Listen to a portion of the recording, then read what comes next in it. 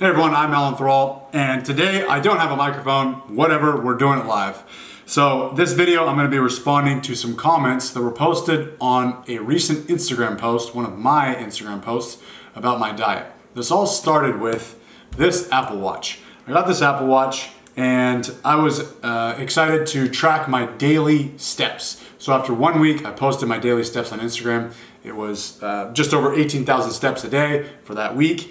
And some comments and some DMs were saying, man, you must be eating a ton of food just to keep up with all that walking you're doing on top of the weight training that you do. And my response was, no, not really. I'm not eating that much food. So I decided to track for 1 day what I eat on a typical day. And I posted that on Instagram. I'll quickly cover what that was here for those of you who do not have Instagram. In the morning, it's a big bowl of oatmeal, bananas, blueberries, raisins, brown sugar, cinnamon, 3 hard-boiled eggs, and a cup of black coffee.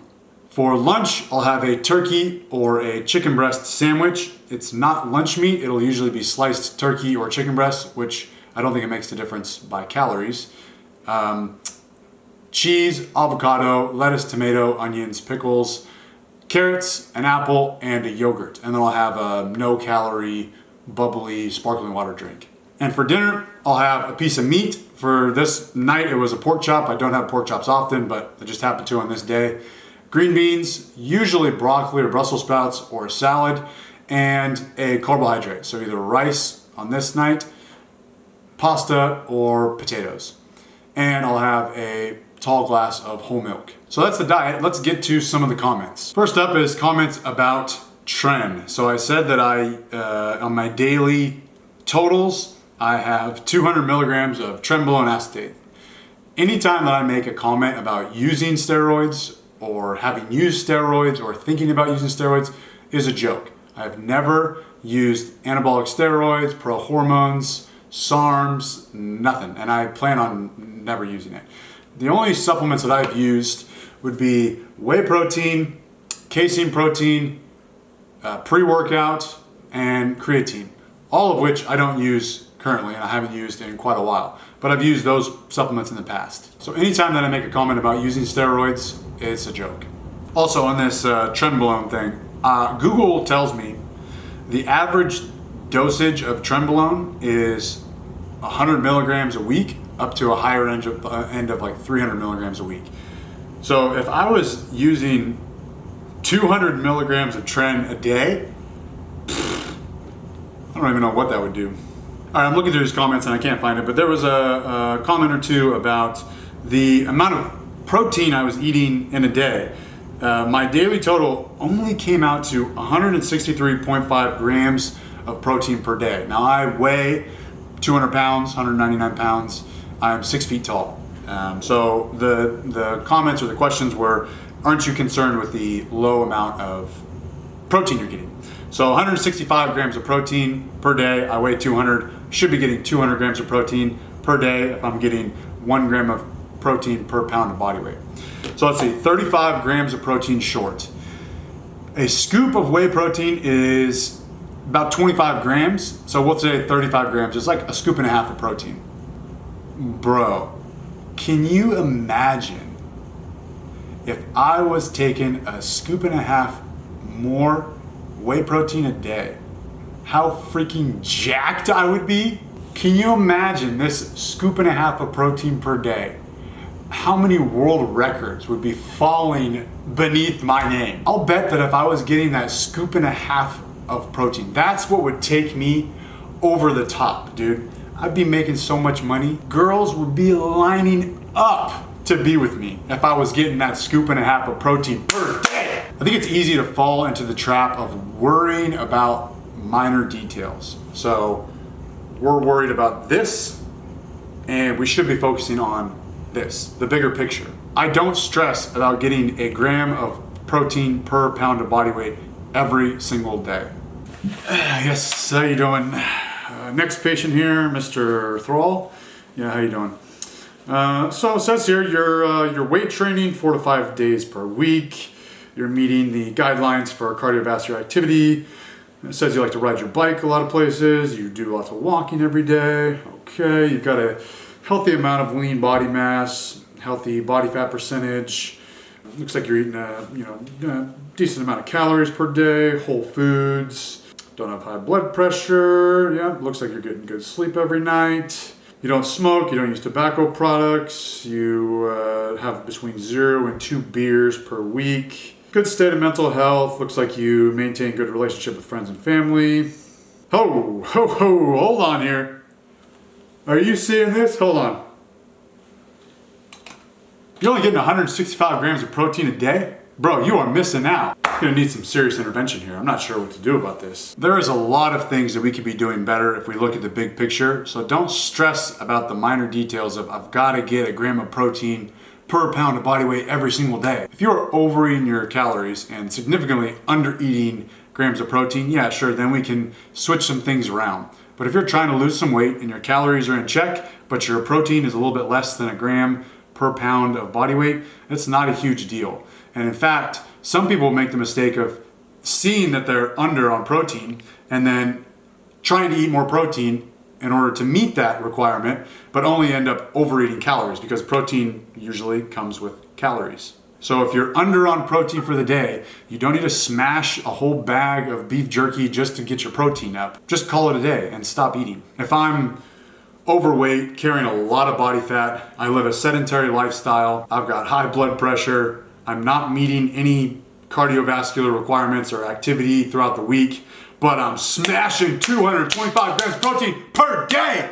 It doesn't matter. I don't really care about that. There are a whole bunch of other things that I could change in order to be healthier or whatever. Next, there were quite a few comments about the decaf coffee. So yes, I drink decaf coffee every morning. I don't drink caffeine other than once per week I'll have a big cup of coffee, caffeinated coffee. But other than that, I drink decaf coffee. And there are a lot of people that are surprised by this. Not everyone drinks caffeine. It's like when people say, I don't drink energy drinks or caffeine. Other people say, well, what do you do? What do you drink? Not everyone drinks caffeine. I have been drinking decaf coffee for several months now. I don't know the exact time, but the reason I've cut caffeine out of my diet is years ago, back when I was in the Marine Corps and I started getting more serious about powerlifting, I started going to GNC and buying a whole bunch of supplements. I buy pre-workouts, a bunch of protein powders, and I started drinking a lot more caffeine, which I had never done prior to that. And I noticed that during this time, when I was in the Marine Corps, I started getting pretty bad migraine headaches. They would start with kind of like my vision being affected, seeing some white dots, and then this migraine would come on. And sometimes a migraine would last for a couple of days. It would make me useless for a day, and then the next day my head was sore and I was anticipating this thing coming back. They were just pretty miserable. And I started getting them more and more regularly. I would say a couple times a month, but that's, with really bad migraines, that's often enough to wonder what the heck's going on. Anyways, didn't know what the reason was. And then once I got out of the Marine Corps, I was really pinching pennies because I knew I was going to start a gym. And so I just stopped buying supplements. And because of that, I stopped drinking caffeine. And I would still go about my training sessions and whatnot. And for a long time, I had these migraine headaches kind of disappeared. I had thought maybe I was just really stressed and that's why I was getting the headaches. Now I'm not so stressed. Didn't really know what it was. Well, years went by that I really wasn't drinking any caffeine for several years.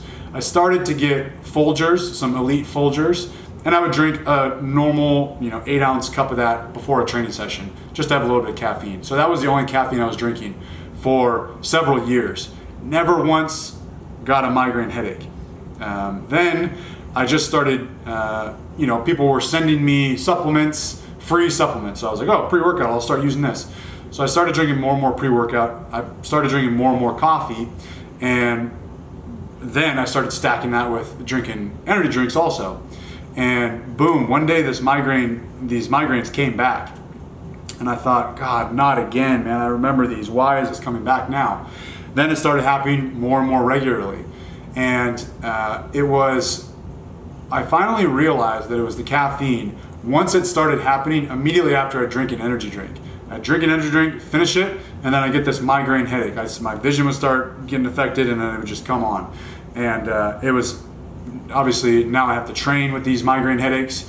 If you have a kid or kids, you know that you can't just get a migraine headache and go sleep it off. You have a kid that you have to take care of, so you can't just go take a nap all day. So it really just ruined my days. And it happened a few times where I was getting these headaches immediately after pre-workout or after drinking an energy drink. And so I was like staring at this can, I'm like, this is it. It's these freaking things that are giving me this migraine headache that I haven't had for years. And so I just stopped drinking pre-workout, stopped drinking energy drinks, and just went with coffee. Now, I'm not trying to scare anyone. I'm not trying to fearmonger and say that pre-workout causes migraine headaches, nothing like that. I think everyone has a different caffeine tolerance, and maybe I was just at the end range, the top range of my own. Maybe I can't tolerate caffeine quite as well as some other people. These were also not typical caffeine headaches to where, you know, it's been a full day since I've had caffeine, now I'm getting a migraine headache. It was when I would drink a lot of caffeine, I was getting a headache or the migraine. And so anyways, stopped the pre-workout, stopped the energy drinks, just went with coffee. Then it was, I'm kind of drinking this coffee every morning thinking, why am I drinking this coffee? It's really just, I'm drinking it so that I can be baseline. And so eventually I just started drinking less and less coffee. And then I really enjoy coffee in the morning, so I said, I'm just gonna switch to decaf. And so I started drinking decaf coffee, no issues. Now, when I drink caffeine once per week, it's usually before like a big strongman event day. Usually on Saturdays, I'll drink a cup of coffee in the morning. And I can actually feel the effect of caffeine again, which is pretty awesome. You know, not drinking caffeine has resensitized me to caffeine. So anyways, that's why I don't drink caffeine. Okay, next up, there are quite a few comments about the size of each meal or the amount of food, saying, how do you get by on such a little amount of food? I can't eat, some of the comments, I can't even imagine trying to get by on this amount of food.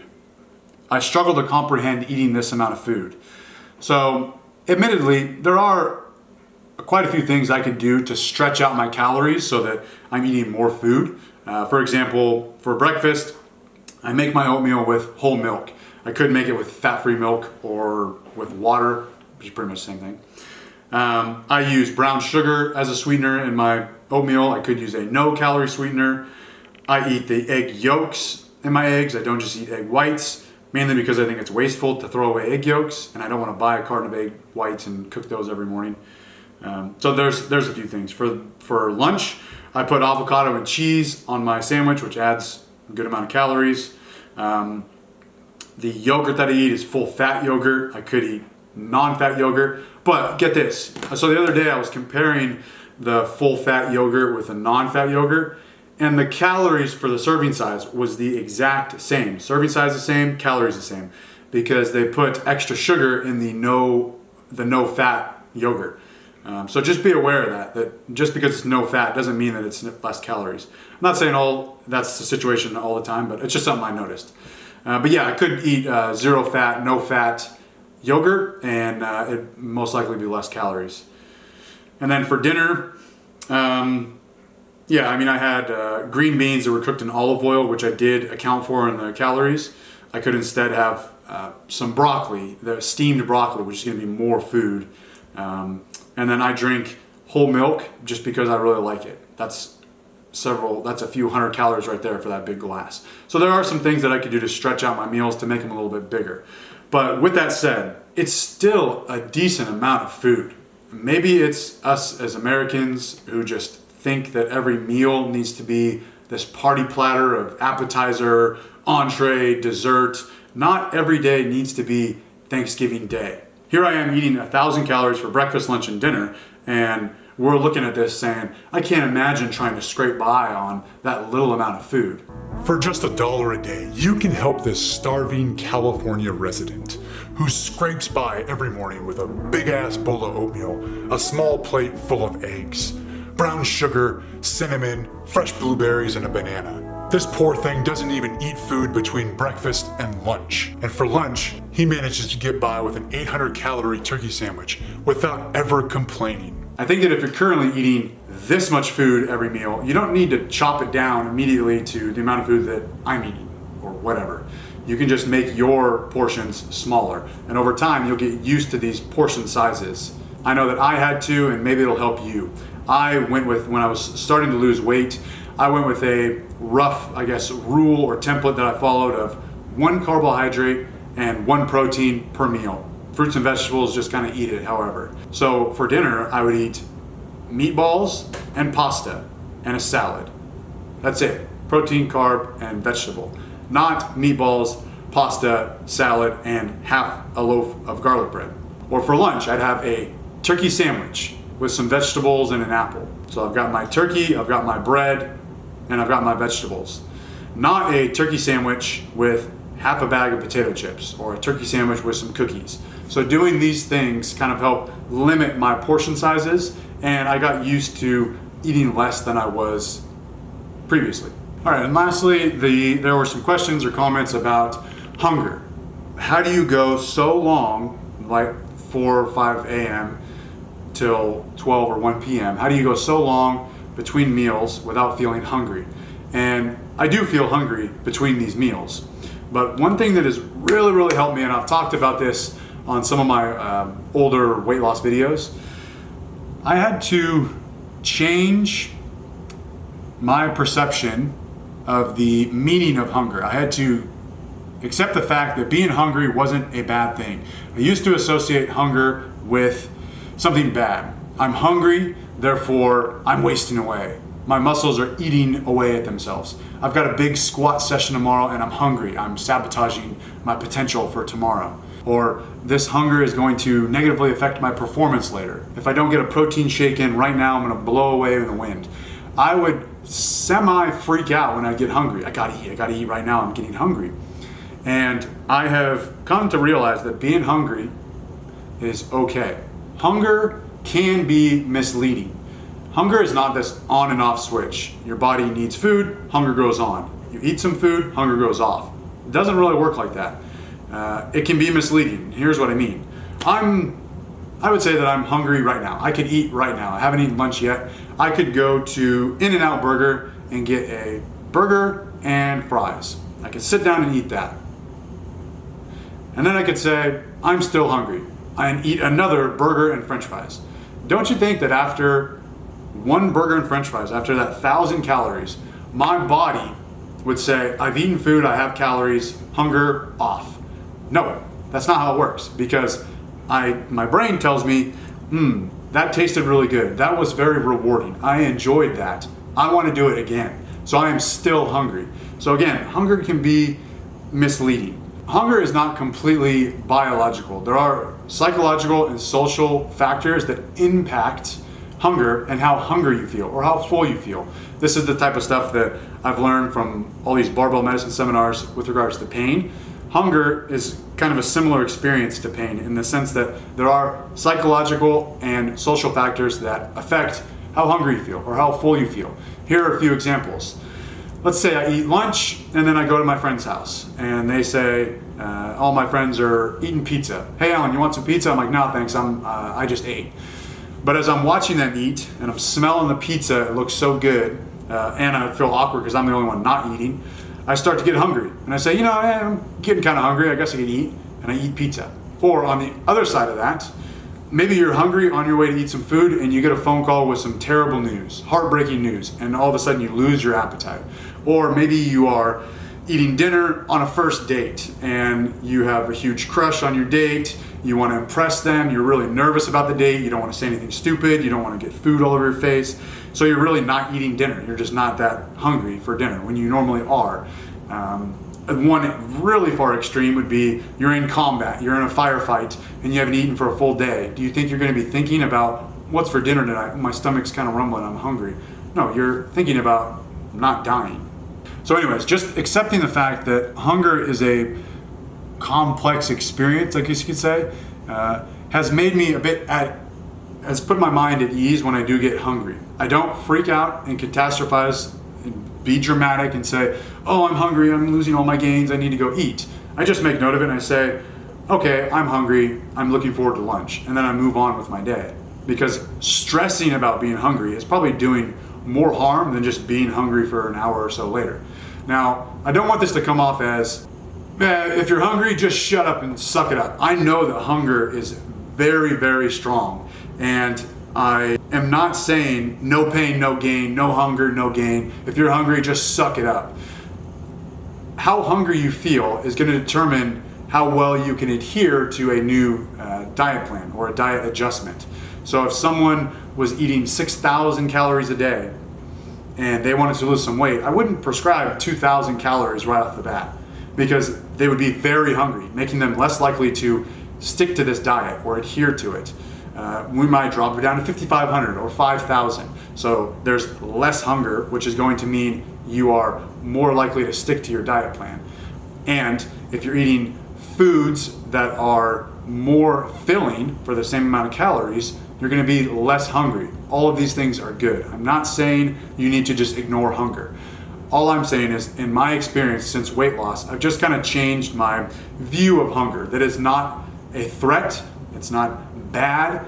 I also rest assured that I know when I eat. I eat 1,000 calories, 800, whatever, in the morning, and then I know I'm going to eat again at lunch. I know I'm going to eat again at dinner. So I don't have to worry or catastrophize and say, oh no, I'm hungry. I don't have to worry about going out on a hunt tonight and hopefully catching something for my family, because if I don't, we're going to have to go another day without eating. I don't have to worry. I hope that I panhandle enough money tonight that I can get something to eat. I know my meals are coming, so I can stay calm, stay cool and collected when I do get hungry and not freak out about it. That's helped me cope with being a little bit hungry throughout the day as I have lost weight. It's definitely taken some time to get used to, but just kind of thinking about the meaning of these things has really helped me a lot. I think that's it. Thanks for watching, and always remember, Tren on time!